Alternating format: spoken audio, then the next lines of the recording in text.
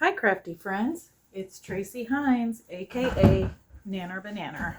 In today's video we're going to be making these journal cards out of a vintage quilting coffee table book that I purchased at a garage sale several weeks back, but I thought I would go over in detail. This is a simple make, it'll be quick and easy, but these are nice to have made up. Like if you get a quilting magazine, um, even though the paper's thin, by backing it on cardstock and sewing around it, it makes it really stabilized. I personally don't use any glue on these. That way, it saves my glue, and it's not as messy. But I like to have these types of things made up and just put back in my ephemera box for when I do journals and I need to pop things in. Obviously, in the series I do on YouTube, I try to put out some type of embellishment or ephemera that I make, if not every day, close to it. And so you would have 20 or more for the end of the journal, and that's more than enough for most journals. But when you're just someone at home doing this sort of stuff and you don't know what journal you might want to make next, what's neat about quilts is they've got lots of colors in them. So like this could go in a Sesame Street journal. This could go in a little girl or a little boy's journal, a sewing journal. Basically, you're just color coordinating some ephemera or embellishments to go with your journals. That's why I like personally making a bunch of these up for embellishments. I'm going to set these over to the side, and I want to show you the book that I got this out of. That way, in case you come across one or find a good deal on one, you might want to purchase it. But it's called The American Glorious Quilts. It's a coffee table book, and I paid $2 for it at a garage sale, and glad I did. I've used it to make several quilted journal cards, and then the pages are so large in here. If you were doing glue books, you could even use these pages in glue books and it would be fine. But I'm trying to get to one of the pages that I haven't used. So there was pages like this in the book where the whole page was just a backdrop of a quilt. And I used those for my Sunbonnet Sue kits for the dividing signature pages.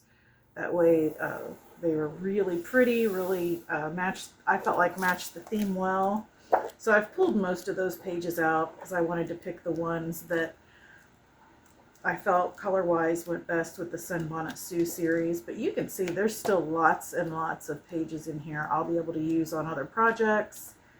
If I ever come across this book again, I will definitely pick it up. I feel like this crazy quilt section would be good for fall journals. I actually pulled a couple pages for, I'm wanting to make at least a fall journal, if not more, from Madeline Diette's fall junk journal kit that she's selling on her website. If you guys haven't got one, you'll definitely want to. Her kits are amazing. She curates items from all the sales she goes to and sources some of the neatest things. I love her kits. I think I've purchased, since knowing her, every one she's came out with.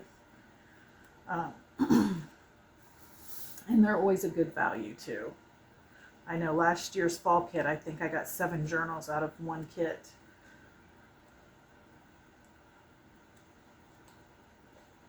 I wanted to flip through and show you this in case you wanted to put this on your books you're on the lookout for. See, like that would have been a cute one to do for the Sunbonnet Sue.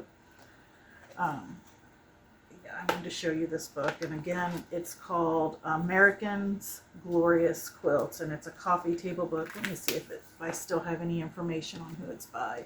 It says edited by Denise Duke and Deborah Harding. And let's see, originally it was a $75 book. And when was it published? In 1987 is the copyright on it. So and then here, if you can see the ISBN number, you might be able to look that up on Amazon or eBay. to look for the book if you're interested in it. But also you can go to Goodwill or any garage sale or thrift store and just get the quilting magazines, and they have beautiful pages of quilts and things that you could cut out and use. You certainly don't have to have that book. The other thing I want to mention before we get started is my trimmer is Creative Memories. The only reason I want to mention it, because I think any trimmer would be fine, and you don't have to have this trimmer to do this. You can have the decorative cutting edge scissors. But if you'll look, I've put a scalloped edge around the quilt image to make it look like it's a blanket before I backed it on cardstock. And I think that gives it a neat detail. You certainly wouldn't have to do that. You can do a straight edge. But what's neat about this, I've had this one now for 3 years and haven't had to replace the blade or anything like that. But I want to show you what does wear out. It's not the blade, it's these cutting grooves. But when you buy one of these, it comes with this, and you can just buy this replacement. You get 1, 2, 3, 4, because you can flip it over and turn it, and you're on different line grooves, and that's what gets you your crisp, precise cut. And it lasts for a really long time. But like you can tell, I've used this side a lot, but this side I haven't. So I've just switched over to using this side. That'll last a really long time. And then this side, you can see I've really used this side. So I'm getting ready to get a new one of these. So I'll keep my base, a new one of these. And then I do not have all the cutting blades for this. I just had the ones I thought I would use the most. And the ones I've got, I think I'm going to buy one additional straight edge cutting blade just to have it. That's what's in now. And the way you change the blades is you just lift them in and pop them in like that. Pop them in and out. And they store back here on the back. So I've got a stamp edge, a scoring. This one's for scoring. And so there's no guesswork. You don't have to try and use your bone folder and get it in a groove to get a score. It does it for you without cutting through. And then I've got a perforated blade. But there's enough blades you could fill this whole thing up with cutting options. Again, back in the day, I sold Creative Memories. That's why I have one. But you can go out to their website, creativememories.com, and it'll ask if you have a consultant, and if you don't, they'll just randomly pick you one. Or if you know someone that sells it, you can put their name in, and then they would get the credit for your purchase. Otherwise, it just goes to the company. I believe, don't quote me, but I believe these run $59. So they're not cheap, but they are an investment. I can cut 5 pieces of cardstock at once without having any issues. If I'm cutting lighter weight paper, I can do more than that. But that's maxing it out, the cardstock at 5 sheets. I wouldn't, after that, you start getting a different, you don't get that crisp, sharp cut edge. So anyway, I wanted to share this tool with you. I feel like it's worth the money. It's lasted 3 years now without having to buy anything or replace anything. The blade is still going strong. This is what really I need to buy one of these, because I'm on my last side, and once that goes out, it will not cut as crisply. But it may last another year, because I've used 3 of these edges, and I've had it 3 years, so I may have this another year before I have to switch that out. But anyway, I wanted to share that with you. Do what you want with that information. I know I'm always looking for new tools that will help in what I'm making and creating. Okay, let me get my sewing machine over here, because our next step is to assemble these journal cards and sew them. And I've already made several up ahead of time, and I've already put extras in the kits for you guys. I'm going to bring the kits, the Sunbonnet Sue kits, to you tomorrow. So you've got that to look forward to for tomorrow's video. I'll be showing them to you. I'll go through one kit and show you what all you get in the kit. And then I am going to put them up on Ko-Fi. I think that's the easiest way to do it. That way there's no confusion. Ko-Fi does a lot of the background stuff. I'm just uploading pictures and pricing them, and then I get notification when someone buys one with their address. So it makes it easy for me, and I think it makes it easy too for the purchaser because they can decide if they want to get one or not. No pressure versus me doing it on YouTube and especially I was thinking I might do a live. I think it'll be better not to do a live and just show it in a video.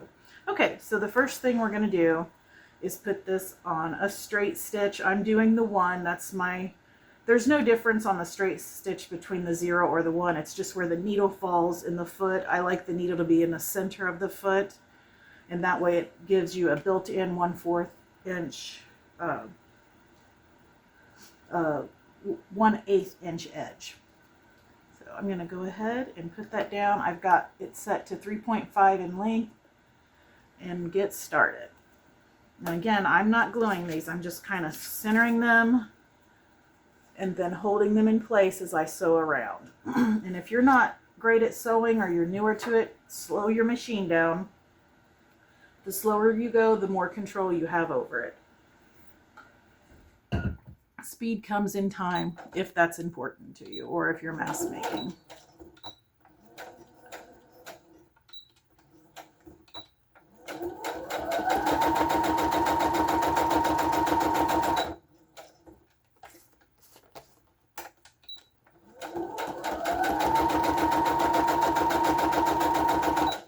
Like I said, this is a good on a Saturday or Sunday if you don't have anything going on and you've got an old quilt magazine, which I think most people, if they don't have one, their mom or their grandma might cut out the quilts and just make you a bunch of journaling cards to have to use in different projects. And what you would know, like what color do I want to use, stuff like that, just pull it based on the color theme of your journal.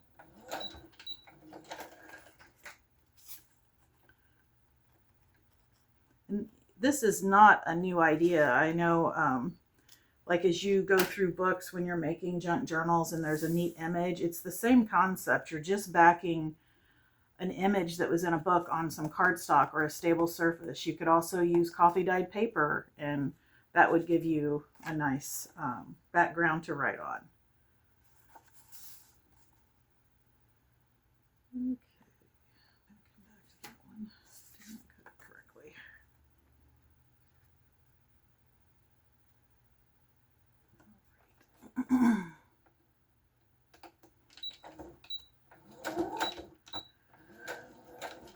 I want to apologize for my last video. I had a subscriber reach out that I talked to outside of YouTube and tell me, I just want to let you know there was a really noticeable swishing noise in your last video. I don't know what that was, and I've noticed it one other time.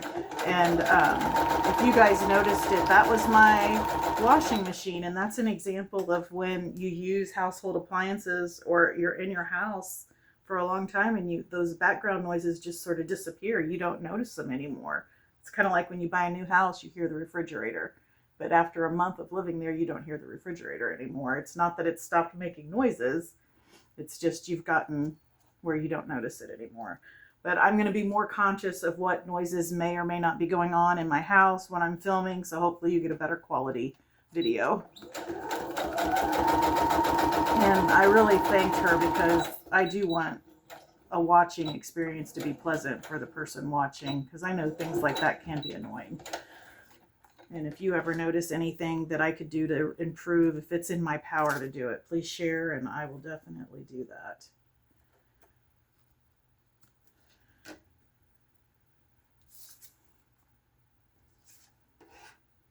I like this one too. I put a couple of these back for doing a Halloween, or not Halloween.